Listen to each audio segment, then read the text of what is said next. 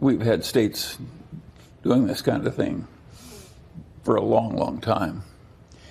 And by and large, the states that have done it have been wise to do it. The states that have wooed companies? Yes. It's been smart of them to woo outside companies to come in. And of course, it will go in time to wretched excess. That's our system. No, I don't worry too much about it. And my attitude toward Amazon is it's an utter phenomenon of nature. I mean, it's hardly ever been anything like it in the history of our country. And very talented, driven people. And I would not have predicted the success that happened. And now that it's happened, I wouldn't want to predict that it was going to stop either. I think it may run a long way. Just back to the idea of whether New York created a big problem for itself. I was just thinking about it in terms of the new tax laws that are there. And the blue states, the SALT states, have lost a lot in the new tax legislation. It's basically punishment from the government for having such high local taxes because you can no longer deduct those on a federal level.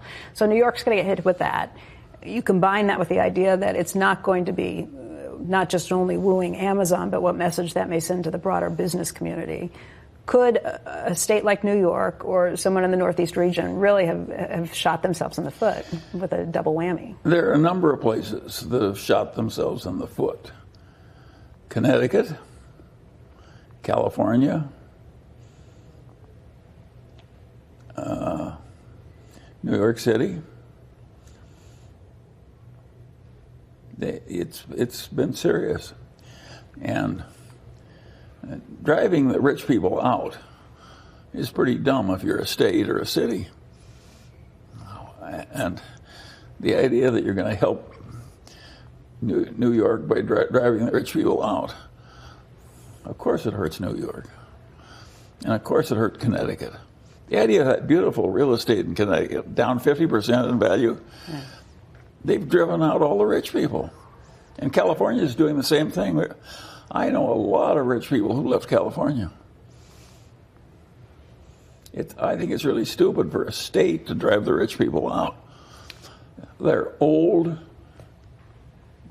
They keep your hospitals busy. They don't burden your schools, the police department, your prisons. They give a lot. Who wouldn't want rich people? I think Florida and Hawaii have both been very smart in the way they've recruited rich people. And I think Connecticut and California have been stupid.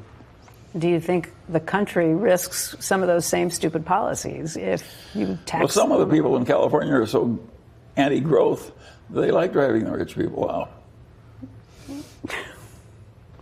That's not my view, but you can understand why some people think that way.